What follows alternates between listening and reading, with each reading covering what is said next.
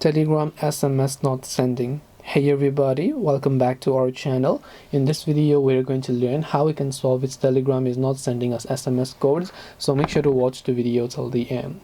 Now the problem here is pretty simple. When you open up Telegram application here, and then you go ahead and you simply enter a phone number, and when you enter your phone number and then you hit the arrow button that you can find here, what happens is that you're not receiving the code that Telegram is actually sending. So Telegram is basically supposed to send you a code over here, but you are not receiving the code on your SMS app even if your phone number is working just fine.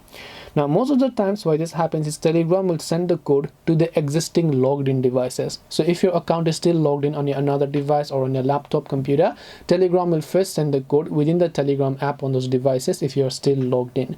Only when you don't have the code, and then it will send the code to the SMS app. Now if it sends to the other device, you will find tap to get code via SMS option. When you now tap on tap to get code via SMS, then you will get the code in the SMS application and not in the devices.